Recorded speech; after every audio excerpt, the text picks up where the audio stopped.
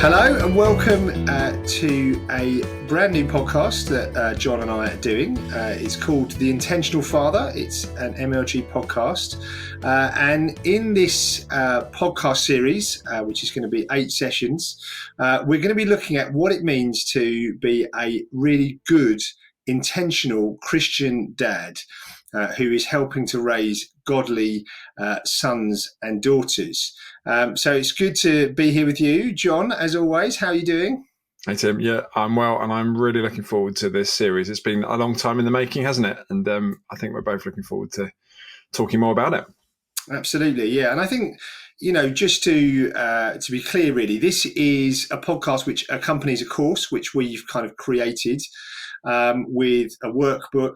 And the idea is that you listen to us talk on for 20 to 30 minutes every few weeks. And then there's some follow-up kind of questions, activities, reflection exercises, and then the opportunity to hopefully meet up in small groups or online with us to talk through this kind of stuff and to actually not just listen to information, but actually to process that information and to kind of make an active plan that will lead to you and I being able to father better.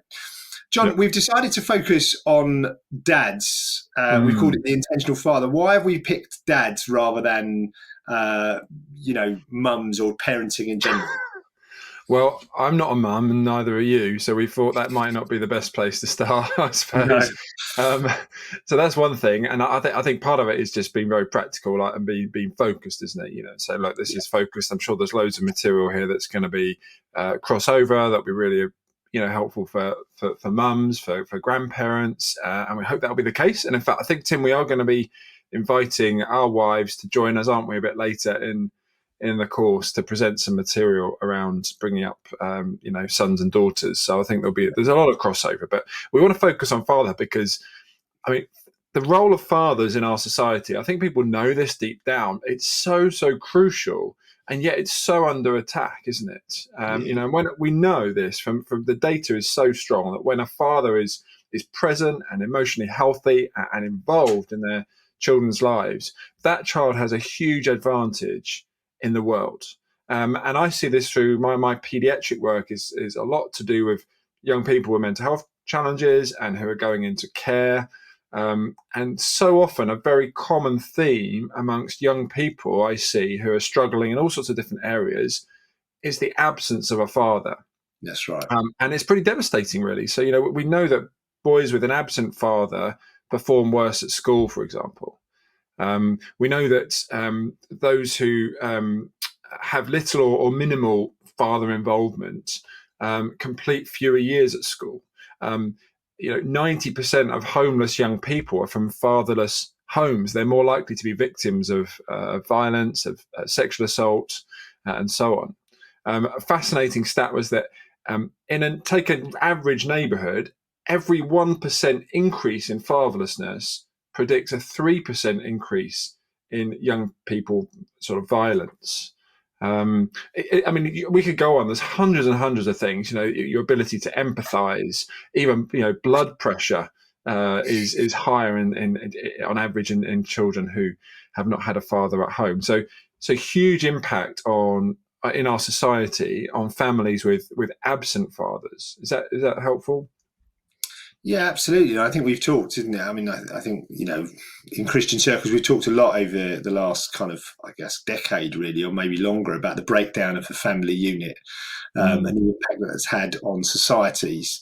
But I think the big pressure often for Christian dads is the fact that they might be present, but there is a difference, isn't there, between, and I think this is really the whole point about this course, really, the difference between just being present and actually being involved, or really, as we're going to look at, being intentional. And I think it's important probably just to make this point, that this course is really built upon some absolutely fantastic work, really, by a guy called Jon Tyson, who wrote a book called The Intentional Father, and another guy called Jefferson Beth Key, and in his book as well. Jon, what's the name of that book? Take Back Your Family, isn't it? That's the name of that book. And those guys did a little podcast. And so we don't want to be, caught out plagiarising. Yeah. We are giving them the credit. They were the ones that kind of came up with some of this idea. But what we've tried to do, I think, is contextualise it both for the UK and to make it more broad and more applicable, really, to sort of fathers in general. But really, Jon Tyson in his book, because this is where this idea of the intentional father talks about 5 different types of father. Do you want to just run through those really quickly? Because I think they're very helpful. He talks about 5 types of dad. Yeah, absolutely. So, I mean, the 5 are, and they all begin with an I, which is helpful. It's the irresponsible, the ignorant, the inconsistent, the involved, and the intentional father. Okay, so those are the 5. So the irresponsible father, that's the father who is not involved at all. I don't think that really will apply to many of us. But, it's like that kind of the idea of like a sperm donor, like basically it's their biological child, but then from that moment they've walked away. And for some of us, we're going to get onto this shortly about how we've been impacted. There may be some of you listening who that is your experience. You've had an irresponsible father who just hasn't been involved in your life at all. You may not have even ever met him. And we want to recognize that, because that does have a big impact on us as people. So, but irresponsible fathers are like that. Ignorant fathers are fathers who, they're there, but they'll kind of say, well, I don't know what I'm doing. I don't know how to nurture. I don't understand, how children develop. The way I approach my 2-year-old is the same as the way I approach my 18-year-old. I'm not talking to anyone else about how to do it. I'm just don't know really what I'm doing. That's an ignorant father. An inconsistent father is a father who is absolutely brilliant when they're around. So like you'll see these dads who are absolutely brilliant. They know how to spend time with their kids. They discipline well. They love their kids deeply, but they're just not around very much. So that when they're there, they're great, but then they're gone. And oftentimes that's because of the pressure of work, personal ambition, often a lot of brokenness as well personally. And it's the people who grow up and say, my dad was great when he was around, but do you realize he was hardly ever there. And I think we meet people like, don't we, Tim, who would say that my dad was great, but I hardly ever saw him. That's the sort of inconsistent father. The involved dad is probably where many of us sort of fit in. These are the typical, if you like, typical good dad. They're there. And just to reassure those who are thinking, oh, does this apply to me if I'm divorced or separated? What does that mean? Look, the stats will show that when you're involved as a divorced father, if you're involved in your children's life, all those inequalities that I mentioned at the top, they do narrow right back down. So we're not saying, well, there's no hope for you if you're not, still in the family home. There's huge hope, and we want to say, absolutely, this is for every father. It's never too late. But the involved dads are those typical. They kind of get it right. They kind of help you to drive. They give good advice. They've got this kind of really good intent to help you. But they differ a little bit from the intentional father, and that's what we want to talk about. The intentional father is like the step up. It's where we really want to be. We're saying, look, it's great to be an involved dad, and many of us have been parented like that, and we've benefited from it. But we want to go even further and be intentional. I mean, Tim, do you want to just sort of outline what that difference is that we're really looking for intentional versus involved dads? Yeah, I think one of the challenges that we're facing in our society is that particularly gender roles, for example, are under huge attack. There's a real great deal of confusion around what it means to be a man or what it means to be a woman. And there's a real pressure on young people now, I think, to understand what their identity is, who they are, where they come from, where they fit in the world. And I think that and this was really where this whole thing started for you and I, wasn't it? Is that, we really began this kind of conversation really several years ago around how do we help our children navigate through what is now really quite difficult terrain. And it's very easy, I think, for young people to get lost in that. And I think we're seeing that. I think whoever's listening to this podcast will have anecdotal experience of people whose kids have kind of completely gone off the rails, not just from a Christian spiritual perspective, but just from a life perspective. They've just made some very poor choices. And often, you look at the parenting and you think, they were very involved. They tried to be involved, but maybe there's another level where we have to be more intentional. We have to think around, what is it, the way, or how has God made my son or my daughter? Yeah. What is it that they need to be able to navigate the world? There isn't. This is the reality, isn't there? There isn't a one-size-fits-all parenting approach. Well, I've got 3 boys. You've got a daughter and three boys as well. And we both talk about the fact they're each so different, and each require such a different approach. And so the intentional father isn't just kind of turning up and watching football matches on the sideline and shouting encouragement, or making sure that their child's got a bank account when they get 18.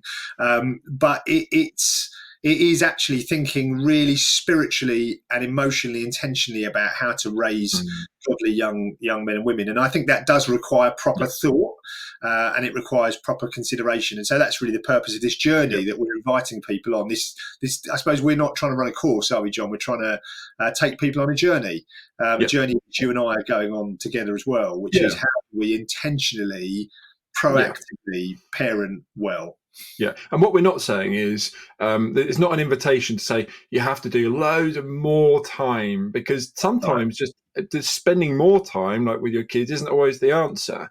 In fact, sometimes we can do it too much. So there's that thing, helicopter parenting, isn't there, where parents are just so present all the time, and sort of not allowing not allowing their child really to prepare for independence, to grow in resilience.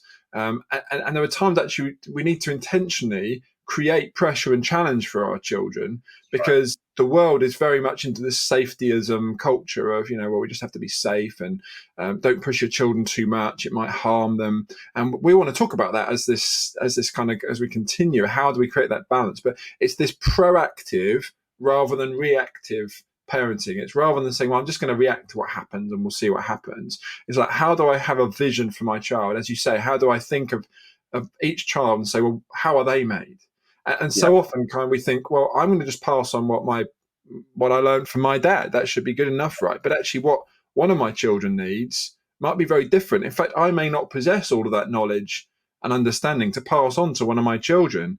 And that's why we want to do this in community and recognize that we need the support and the input of other people. And one thing I'm really excited about with this whole thing is we're doing this in community. Being an intentional father is not doubling down on, I'm just here on my own. It's actually saying, well, what are the resources in my community? How can I walk alongside others? I might even be suggesting for my kids to go spend time with other people and recognize that I haven't got all the answers. And that's the sort of proactive plan that we want as intentional fathers, going above just being involved fathers, a plan to build them and to build a team, to build like a legacy, if you like, that will last beyond myself in and through my children. So I think that's a big thing, isn't it? I mean, I think, as I've alluded to there, that whole thing about how we were parented hugely affects us. And I think some of the workbook deals with that, thinking about how was I parented and what impact has that had on me? And for some of us, that will be very challenging. For some of us, it will be a more joyous experience. But it's something to go from. I wonder if, Tim, if you'd be willing just to share, just a little bit about your reflections on how you were parented and how that's impacted you and your parenting today.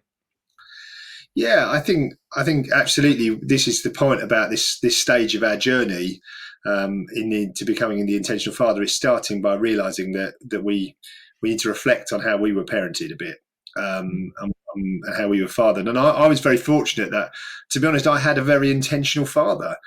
He didn't read any books about parenting, not that I'm aware of, maybe the odd one here or there, but he didn't do a course. But he just, I think, I was very, very blessed to have such a great dad, really. And I think he was a terrific listener. He still is a terrific listener. I mean, John, we when we got some of this material, we sent it to him, didn't we? And said, can you comment on it? And he's still involved now. He's still intentionally supporting and encouraging me in my life. And I think really that I've been encouraged and supported and adequately challenged. I mean, my dad absolutely did not let me get away with stuff. He was hard on me. He would pressure me at times, and in a really healthy way. And so I think I was very fortunate. He was a terrific listener, my dad, and I talked to him about everything. I mean, some people might find this a bit odd, but I talked to him about. It felt very natural for me to talk to him about my experiences with pornography, masturbation, girls, social problems, church life, spiritual issues. He really was my counsellor. And I think as a young man, I always reflect on the story of Rehoboam in the Bible, who had a choice when he had a difficult decision to make early on in his kingship. Did he listen to his mates, or did he listen to the old boys? And he listened to his mates, and his mates advised him very poorly, and it caused him all kinds of problems. I think, to be honest, my dad was and has been really through the vast majority of my life, really my support structure, and I think that's made an incredible difference to my ability to lead, to my ability to parent well, myself, to be able to be secure in myself. I mean, I do think I'm quite secure in many ways, and of course there's some insecurity in me, like there is, but I think so much of my security comes from having a dad who particularly encouraged me, but also gave me opportunity. I mean, the opportunity that I got, I mean, he was leading a small church, which helped. I remember being sort of 16, 17 and starting to be involved in leading the youth group and this kind of stuff. And so, yeah, I'm very fortunate. But my dad wasn't perfect. There are things that my dad did, maybe that, I think, possibly him and I had a conversation about this. You talk about his dad and about how sometimes in our family, we can focus quite heavily on achievement and performance. And I know that that's something that, particularly, we see as important, stuff like that. So, he wasn't perfect, but I think he was pretty good, to be honest, John. So I'm really grateful to God, really, for that. Yep. What about you? What are your experiences, John? Well, yeah, very similar. Yeah, very similar, really. I mean, my dad was a really great encourager. He would always be there. He'd listen. He'd make space for that. And my dad isn't quick to give advice, actually. But when I wanted it, when I asked for advice, he would give me advice and ask good questions. And my dad always sought, I think, to spend time together. So he had quite a busy, remember growing up, had a busy job, had to work a lot, but he would really, really seek time for us to spend time together, to have fun together, and to involve our grandparents quite a lot. We saw that was great. I noticed with my dad that he was brought up with a dad who they didn't speak about anything particularly in our house that was any personal stuff. That was I think my dad's dad was quite detached, really, in that sort of way. And so in a way, my dad did an incredible job given that challenge. But I would like to have probably spent a bit more time talking about some of those deeper things, gone a bit deeper, and I can do that now, which is interesting with my dad, and I do. I'd love to have done that a bit more as I was growing up. But yeah, similarly encouraged, and it's good to reflect like this, I think, because as I've reflected and I've spoken to my dad about this, I've said, like, we're going to be talking about this. I'm going to talk about you a little bit. How do you feel about that? And I've had the opportunity to thank him for some of these things that I haven't thanked him for. And although we're not sort of saying to do this, that some people say, like, actually, this is a good opportunity for me to pause and to thank my dad, whether verbally or in writing, for all the things that our dad's got right. Because now being a dad, it's you're constantly thinking, am I getting this right? Aren't you? You're just and we need encouragement, and we need to encourage one another where we're doing well, and then also challenge where we can say that actually we can do better, and we want to do better together. So I think that's the. I think what's interesting, John, is that we've been. I think both of us, I think, have obviously had very good experiences of both kind of very involved and to some extent intentional fathers who really proactively helped raise godly young men. I think we're very fortunate for that, actually. And I think, interestingly, actually, I think some of that, just as a shout out, this is. I actually think that the churches that you and I grew up in the same church as children, didn't we? We then kind of separated from church when we were about 10, went to different places after that. But I think the culture of that church, and this is why it's so important to do it in community, the culture of that church, I think, created very strong families. And actually, a lot of our friends, there was quite a lot of us, wasn't there? And the vast majority are not only following God, but are serving in ministry. So that Elton Green fellowship as it was back then, led by a guy called Terry Watson. Absolutely wasn't a perfect church by any means, but in this respect, they obviously did do some good stuff, which is why it's so important, I think, as a church. And obviously, we're talking about this as a network as well. It's so important that you do this community, because I think we've obviously had good experiences, and so we're approaching, in a sense, we're approaching parenting, fathering with a very positive outlook. But I know from my pastoral experience of people in our church, of people that I've talked to, that their experiences of their dad have been very mixed.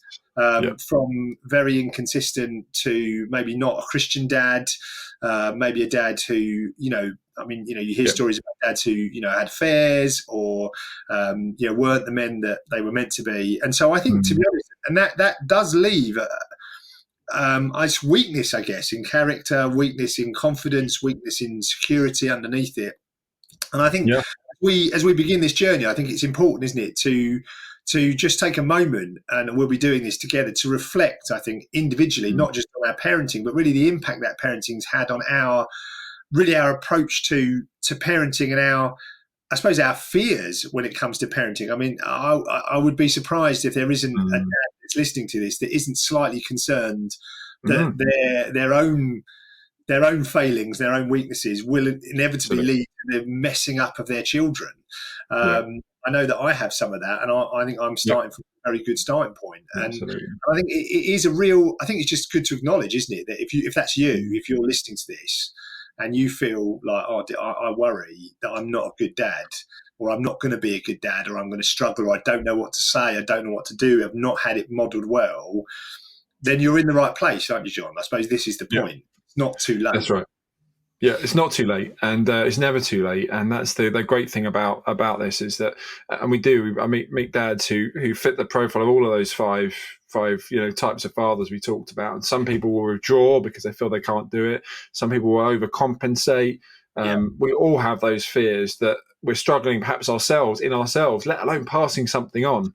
We sometimes feel we lack the character. We sometimes feel we're lacking competence, ability to actually, what do I say?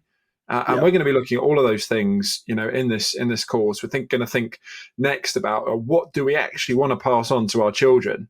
What are some of those things that we want to instill into them? How do we understand our children? They're so different.